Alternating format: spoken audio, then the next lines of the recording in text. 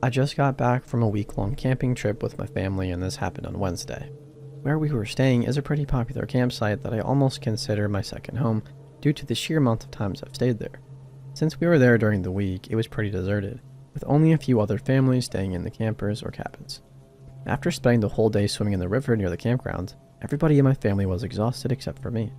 It was still horrendously hot outside, so I decided to go to the pool and cool off. At this point, it was around 7:30 at night, and as a rather socially awkward 17-year-old girl, I was super happy to see that nobody else was at the pool. I had been swimming for just a few minutes when I heard the gate open. I didn't have my glasses on at that point, but as far as I could tell, an older man had entered the pool area. I was kind of sad that I wouldn't have the pool to myself anymore, but whatever. It was open to anyone on the campground, right? For the next 15 minutes, I just lounged around in the water, enjoying the fact that I wasn't sweating like a pig and generally ignoring the guy that was swimming at the other end of the pool. I started noticing that he was getting increasingly closer to me. Now, I was in the deep end of the pool, so I just brushed it off as him, well, wanting to be in the deep end. At that point, I wasn't very nervous because I've been in the pool by myself loads of times and never had a problem before. It wasn't until he was just a few feet away that I started getting really weirded out. He was close enough that I could finally see his face clearly. He looked to be about 50 and he was smiling at me. I shot a quick smile back at him and immediately started swimming to the other side of the pool, but he followed me. When I got to where I could touch, I turned around and asked if I could help him with something in the bitchiest voice I could muster. This didn't really deter him. He just smiled again and said, "Maybe you can help me. I'm supposed to be staying at one of these cabins. Number 15, but I can't seem to find it. So, can you help me?" This instantly made alarm bells sound in my head as all the cabins were lined up in a row just a couple hundred feet from the pool and clearly marked with their numbers, and there were only 10 cabins there. Number 15 didn't exist. I just told him that I couldn't help him and climbed out of the pool to put my shorts on. I made sure that I couldn't see him the whole time as he exited the pool and once again followed me to where I had stored my bag. He got way too close for comfort, so I backed away towards the exit and glared at him. "Are you here all by yourself, pretty thing?" he asked, making my skin crawl. "You have such beautiful red hair. I'd really love if you'd help me find my cabin. I think it's just off the road there." He then pointed to the road leading out of the campgrounds, where I knew there was nothing but forest on one side and river on the other for miles. I grabbed my bag, looked him in the eyes, and said, "Back the heck off before I rip that stupid smile off your face." That was the only time his ever-present smile faltered, and I quickly stepped around him and jogged down to the office, where I started crying as I told the lady working there what just happened. It hadn't really hit me until that moment just how creepy that guy was. And that's the story of how I'll never return to that campground ever again.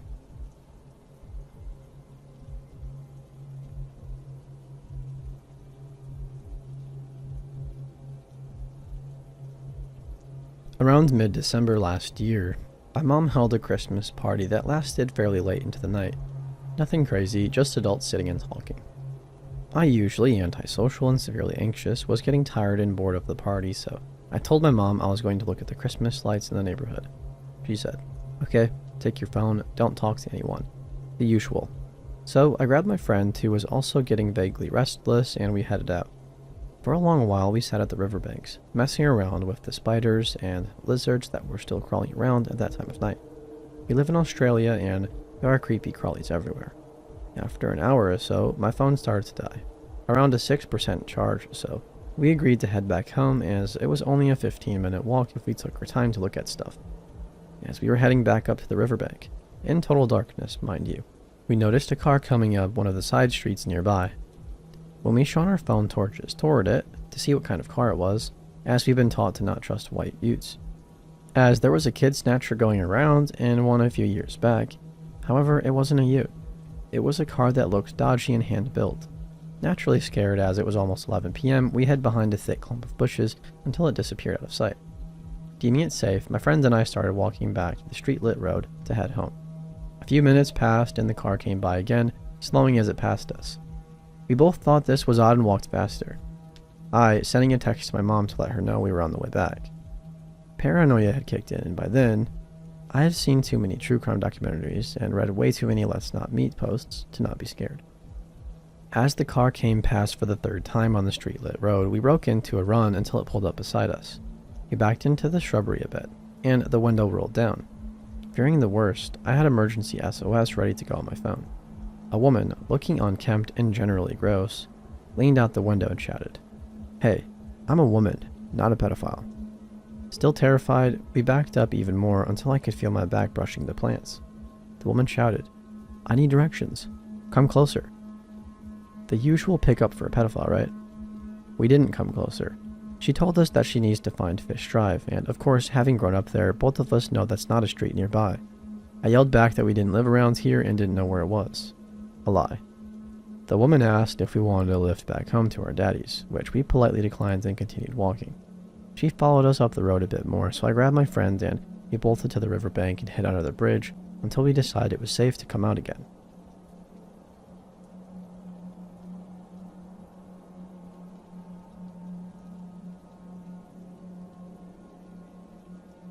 This happened way back in October of 2006. At that time, I was just a 19-year-old kid, always on the lookout for adventure. One Friday night was wrapping up my shift at McDonald's, and I met up with some friends who suggested that we check out this haunted location called White's Bridge. My one buddy Brandon said that he'd recently learned about it and had began telling us the legends associated with the 100-year-old wood-covered bridge.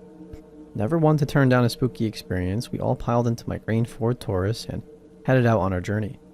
Brandon gave directions, guiding me off the main road, and within minutes we were on the dirt back roads, surrounded by woods and cornfields. Our only point of reference was a blinking cell tower off in the distance. We could tell that we were getting further from the city as our cell phones began slowly losing service. As we rode deeper and deeper into what legitimately felt like the absolute middle of nowhere, Brandon repeated the legend associated with the bridge. Back in the early 1900s, a local farmer discovered that his beloved wife had been cheating on him, and in a fit of rage, he killed her and her lover after discovering them in the act. After committing the cold-blooded murder, the farmer left his home and wandered the dirt roads in a daze.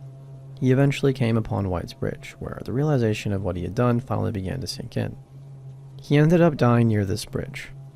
As far as I can tell now, the story is complete fiction, but we totally believed it at the time. After a long and bumpy ride, Brandon instructed me to turn right and off-road, and I wouldn't have noticed was there had he not pointed it out. I took the turn, and there before us was White's Bridge.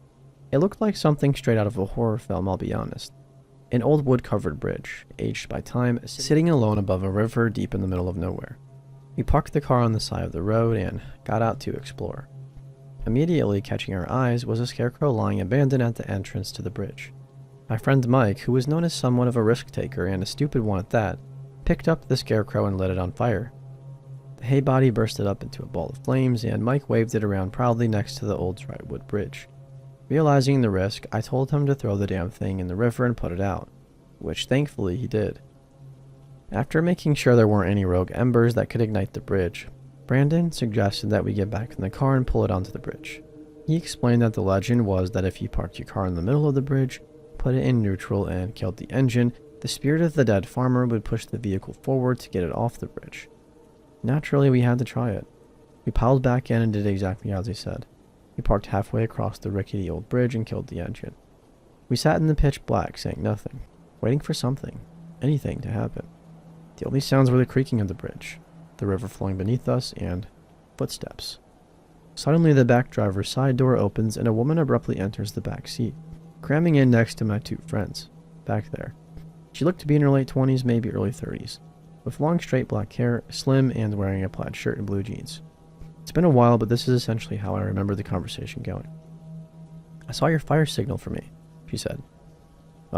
Wait, what?" I replied, totally freaked out and at a complete loss for words. "I'm so glad you came. My boyfriend's car broke down that way. I need a ride back." My brain was doing its best to compute the situation. "I'm sorry, but who are you?" I asked. "What are you doing out here?" "I told you." She responded curtly. "My boyfriend's car broke down over there. Can you please just give me a ride so I don't have to walk all the way back?" She was pointing ahead towards a narrow road that forked off to the right on the other side of the bridge. My friend Mike, the scarecrow burner and ever the gentleman, added, "I mean, if you need a place to stay, you're more than welcome to come crash in mine." I got plenty to drink and I interrupted him. "No, lady, listen, I'm sorry. I don't know who you are. You just got in my car and this is all really weird, so you could be an axe murderer for all I know, and sorry, you just have to leave." She glared at me in the rearview mirror. If looks could kill, I would have been done for. "But you signaled for me," She responded in an irritated tone. "We weren't signaling for you," I said. "Get out." She let out an angry sigh and got out, walking back in the direction from which she came and disappearing into the night. I started the engine right up and looked at my friends. They all had looks of disbelief on their faces. Without saying a word, I put the car in drive and slowly rolled forward and off the bridge. We needed to turn around and go back across the bridge to get back to where we had come from.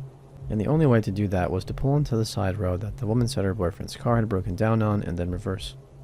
As I pulled onto the side road, my headlights illuminated the 3 posted signs that I hadn't been able to see from the bridge. No trespassing, private property, and do not enter. Looking up the road, there was no sign of the woman, wherever she went. It didn't appear that she went that way. I didn't want to stick around though, so I backed up and crossed the bridge again, and from there I began the journey home. We didn't have much to say on the ride home. I think we were all equally stunned. Except for Mike, who asked if he knew anyone that would be awake at this hour that he could score some weed from. I visited White's Bridge a couple other times after that, but nothing of note happened in my subsequent visits. Sadly, some delinquents burned down the old White's Bridge some years ago. It was rebuilt, but from what I hear, it's just not the same as the original. I don't have any plans to go and check it out. To the strange lady who entered my car out in the middle of nowhere at 2 a.m., that's not me.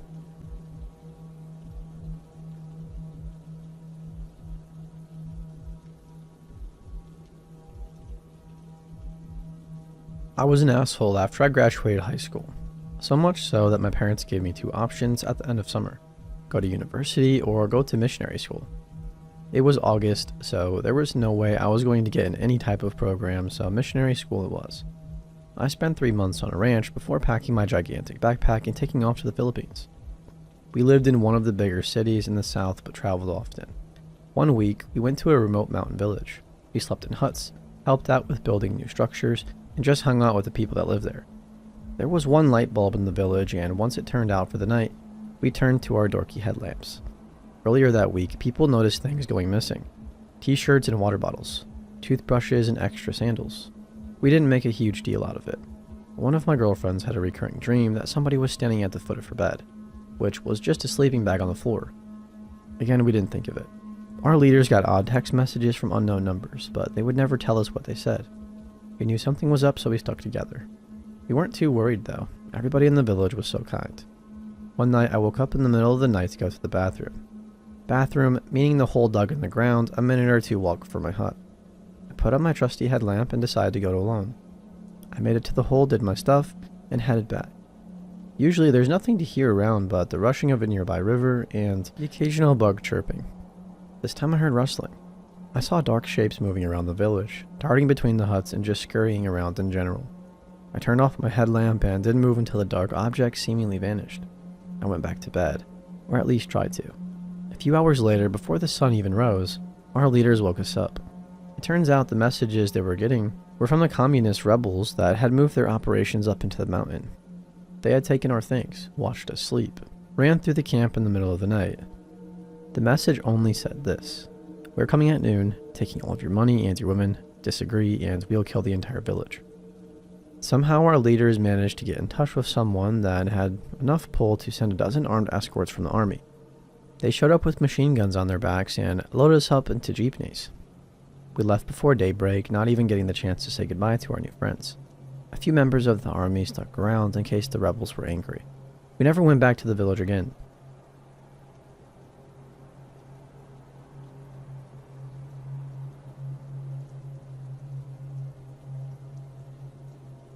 This is one of my favorite personal stories since everything turned out alright. But I still get chills thinking about how many different ways the night could have gone wrong. A few years ago, my friend Jane and I took a trip to Portland, Oregon. We were both from the south side of Chicago, and Jane was feeling pretty jaded with the city. She was convinced everything was better on the West Coast, including the people. So we flew out to Portland and rented a car, which we named Veronica. The day before we were supposed to fly back home, we took Veronica and drove up to Aberdeen, Washington, to see Kurt Cobain's childhood home. After that, we drove down the coast, sightseeing along the way. We visited Astoria, Oregon, to see the house from the Goonies, and ended all the way at Cannon Beach to check out the Haystack Rock. All in all, it was a pretty nice day. Once it started to get dark, we decided to head back to our hotel, which was just under 2 hours away. I knew that I needed gas, so I told Jane that I would stop at the first gas station I saw. Cannon Beach is a small resort-type town. A lot of little shops and restaurants, but I didn't see any gas stations. Being from the city, I'm used to seeing two on every corner, so I wasn't really worried. I expected to find one soon. I am completely unfamiliar with the area, so I just keep following the GPS instructions while talking to Jane. Next thing I know, we're not in any type of town. We are on a dark, winding road surrounded by trees. At this point, I'm getting a little bit worried. I pull over to the side of the road to use the GPS to search for the nearest gas station. It tells me there's one about a mile down the road. Awesome. I'll get some gas and we'll be set. So I'm driving, and Veronica tells us that we've arrived at our destination. I pull into a completely dark and empty gas station. We are still surrounded by woods and darkness. As far as I can tell, there's nothing around for miles. According to Veronica, we have about 10 miles worth of gas, and the nearest gas station is 30 miles away. Jane and I are sitting there trying to figure out what to do when another car pulls in.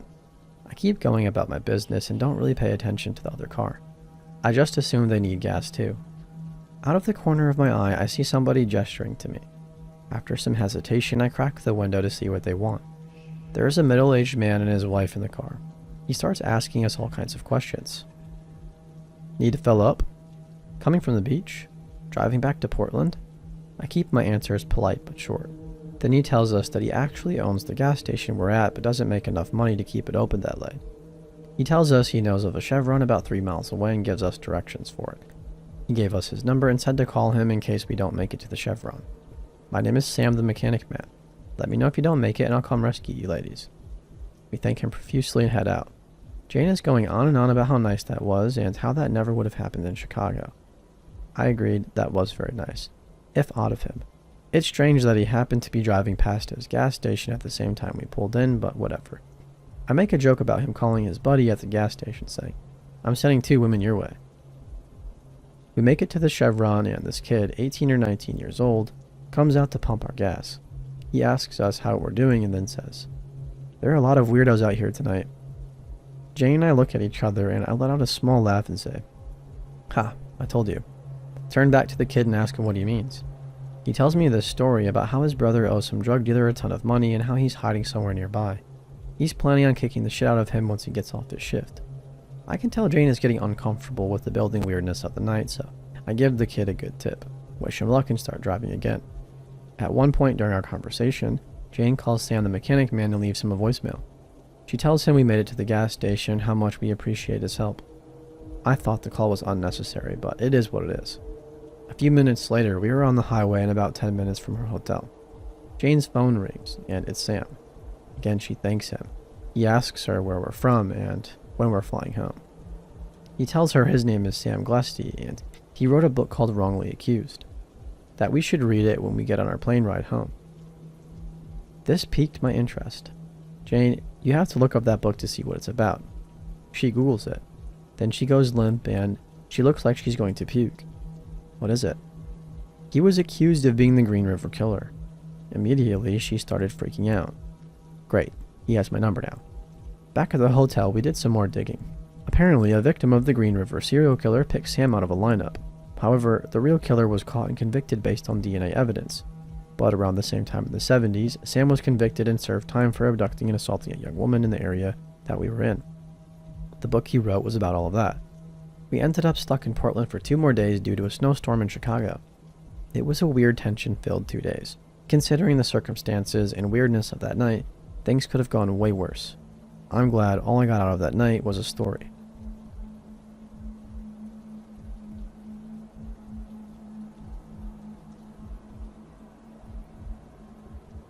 In 1968, my grandpa was working as a professional rodeo announcer, traveling all over the western US almost every weekend. In the early days of his career, he just drove to each rodeo, wearing out 2 new cars per year. Instead of burning through vehicles and wasting a ton of time, he started flying small planes. Each time he had to go announce, Grandma would drive him to the Salem airport to his hangar.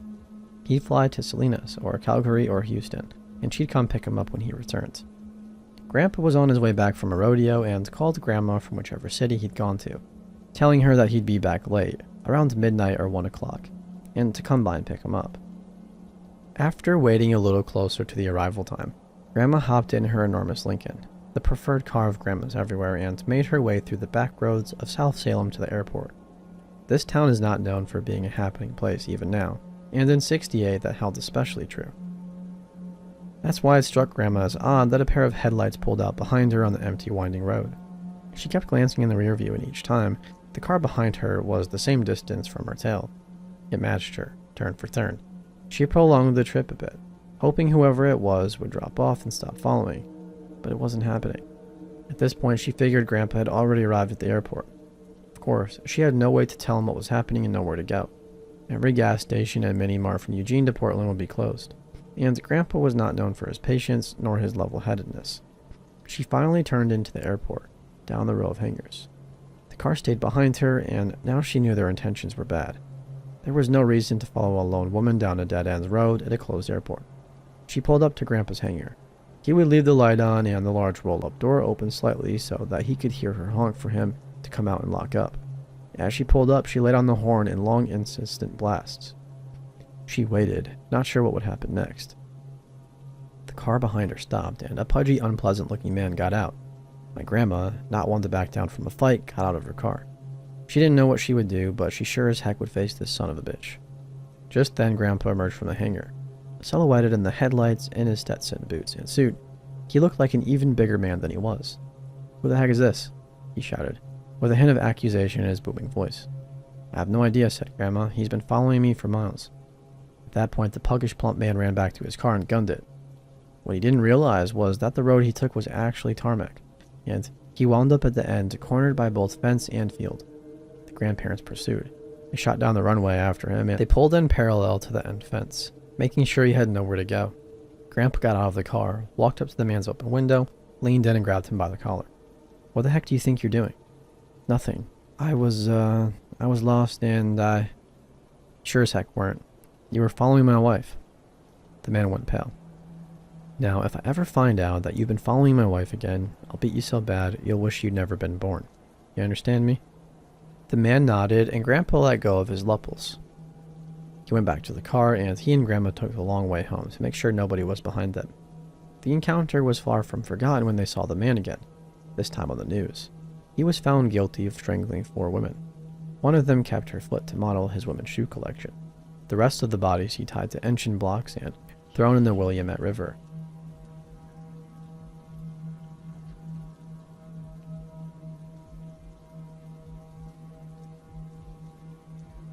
Hello. This is the first time I'm going to be sharing this story online.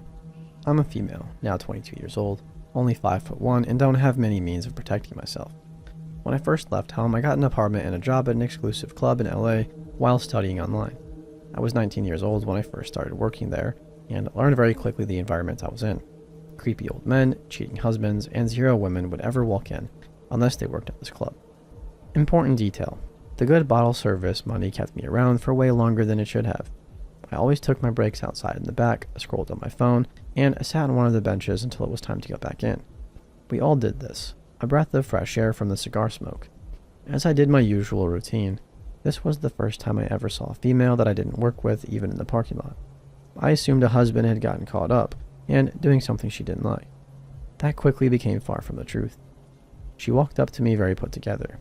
Expensive bag, expensive heels, and got dropped off in a very nicely priced vehicle. It had a New York license plate in the front, which wasn't really the norm in LA. When she got close enough to me, she asked me to help her pick up some change that had fallen under her vehicle. "But didn't you just get dropped off?" is all that I could think of. I declined and apologized, but my break was over. I asked if I could get one of the bouncers to assist her, but she declined. She reassured me that it wouldn't take too much of my time, but I still refused. Went back to work, told some of the girls I worked with to be careful, as it was incredibly suspicious in my opinion. After work, I drove home to study and then get some sleep. My apartment was on the first floor in a non-gated area, with windows in my bedroom and living room that had views of the parking lot. I know, super luxurious. I sat down on my couch, pulled out my laptop, and just proceeded with my after-work routine. 20 to 25 minutes after I get home, I see a flash from a phone straight into my living room window. What the heck? I immediately run to the window, and there it was. The same black vehicle parked right there in hindsight. I closed my blinds and immediately called the police. They showed up, looked around, asked some questions, and then left.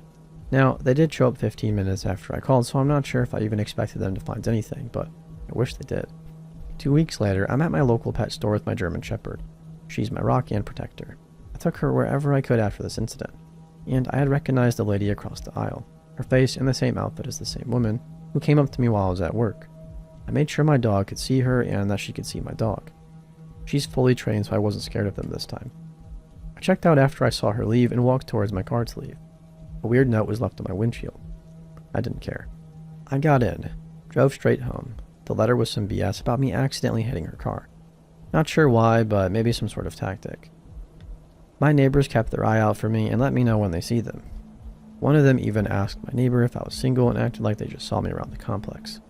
Little things happen still, like random calls with weird voicemails, which I can link, random tissues on my car, and other things that I still just choose to ignore. Thank you for reading. This has been going on for like 3.5 years now. I haven't seen them since, but they definitely let me know they're still around.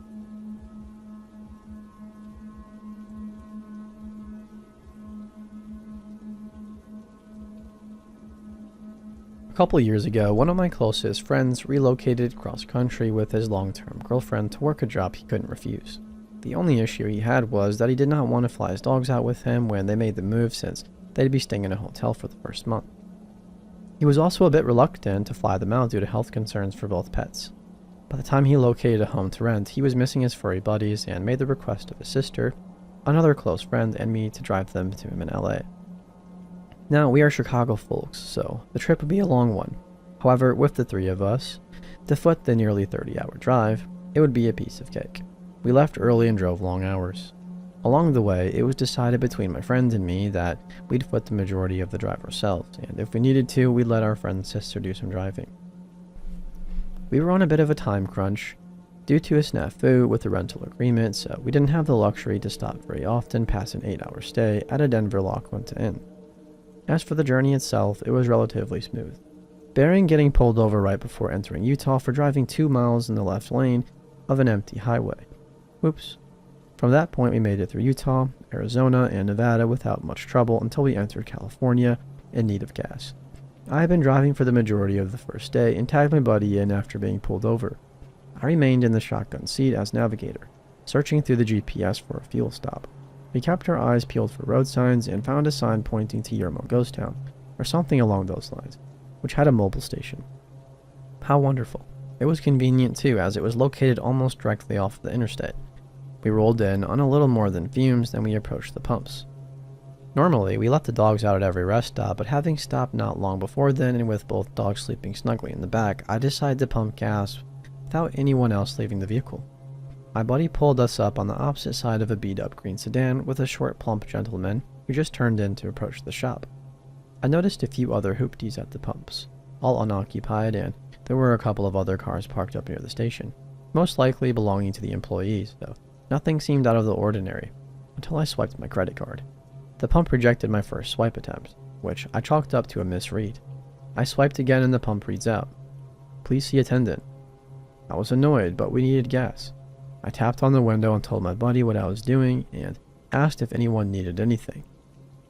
After taking their orders for Gatorade and Marlboro Reds, I walked up to the store and made a mental note of how strange this gas station was. Kind of quiet, especially for one night off the interstate, but that's no matter. As I walked in, though, more weirdness. The first thing I noticed is that there are some boxes of chips just left on the floor, like somebody was stocking shelves and quit. As I veered to my right, I noticed that immediately there was no one milling about in this place. With the 6 cars beside my own out here, I felt like I would see someone. Things got even weirder when I realized that there was no one behind the counter. No customers or workers. And then it dawned on me. What had happened to the gentleman who was at the pump adjacent to mine? Surely they can't all be in the bathroom. This is where I began to feel this gnawing sensation in my stomach. Something isn't right. I've always been a person who felt like I could trust my instincts, and those instincts were screaming at me to just get the heck out. I want to run, but I hold back. I would look suspicious booking out of a gas station that was empty and decide to just play it cool. Natural. Don't let your body language let on to how badly you're freaking out in your head. I was probably inside of this gas station for only a couple of minutes when I left, but I stopped just before exiting to listen for something. Anything. A flushing toilet would have been a good sound, but nothing. As I exit the shop and see my car, I begin to feel dread. It's like that moment in a movie where the hero is about to make it to the end of their trial, but the celebratory fanfare disappears, and In that silence, something comes and strikes them down. I am about 25 yards from the car when I see this gentleman come out from around the side of the shop opposite of me. This is not the same man as I saw while pumping gas. He was larger and had a peculiar look on his face. The best way I could describe it was like Nick Cage's smile from Face Off before the titular act had occurred. I continued walking towards my car, but when I turned back to look at him, he was now walking towards me with a purpose. At this point, I noticed my way back to the car with increased urgency in my step. And of course, my friend has the door to the car locked like a complete douche clown. There is also the 95-pound golden retriever sitting in my seat. Apparently, my travel companions did not notice how freaked out I was or the creepy gentleman still walking in my direction. I punched the window and told him to unlock the door, to which he only half rolls down the window to tell me the dog was in my seat, and they were afraid that she'd jump out when I opened the door. I reached my hand in and threw the dog towards the back seat as hard as I could while my friend was just now realizing how freaked out I was. He started the car and drove off quickly. I took one last look back and saw that Nick Cage dude had stopped about a pump away from where we were still with that same look on his face.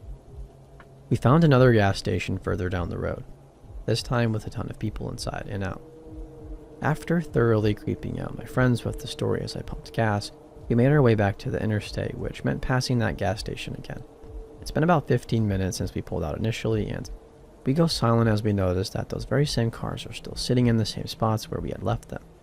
After thoroughly freaking out for a few miles, I received a phone call from my credit card company about a $100 exchange at a mobile station. The lady on the phone was really helpful in fixing the situation for me and wasn't as entirely creeped out by the situation as we were. In the end, we made it to LA and had a great vacation, but it still bothers me as to what the heck was going on at this little gas station off the highway and what the heck that smiling man's story was.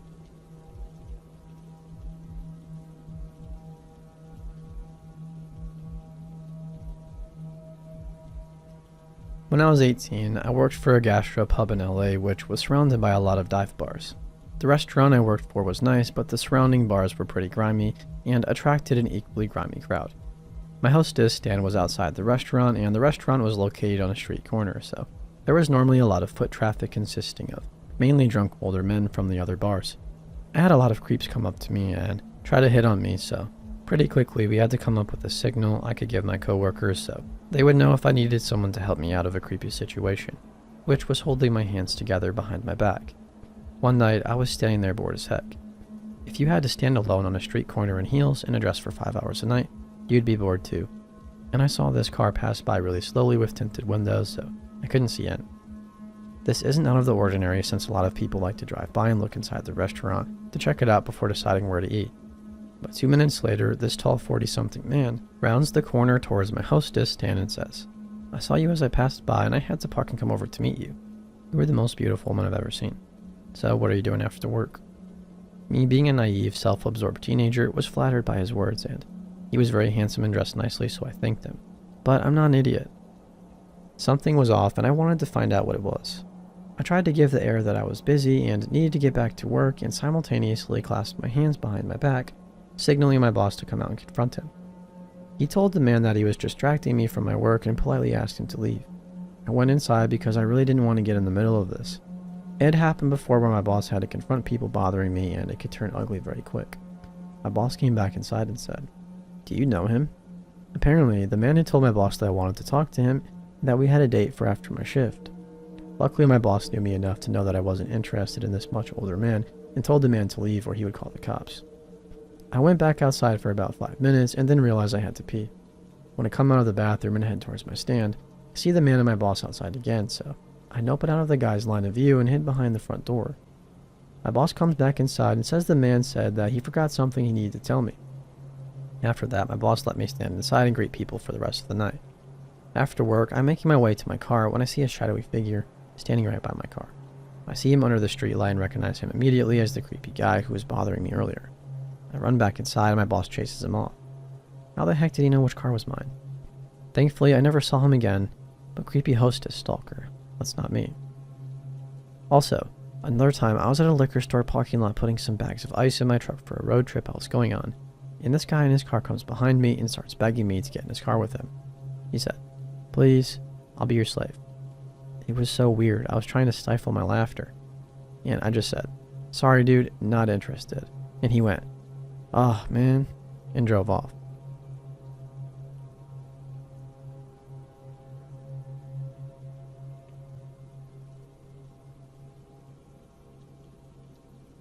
Many, many years ago, before kids, rescue animals, a mortgage, and a husband, I was a travel writer in Europe. I did most of my trips alone. This story is about the first time I visited Prague. I'd never been to Prague, and the trip was last minute, so I had little time to prepare. My travel partner had dumped me in another country, and I was determined to make the best out of the trip by visiting a place I'd never been. Upon arrival at the train station, I visited the accommodation office and asked for a hostel not far from the center. In my early 20s, winging it was part of the fun. These days, I'm far less adventurous. The hostel they sent me to was a sprawling, crumbling slate gray Art Deco building on a nondescript street about a 10-minute walk to Staroměsto.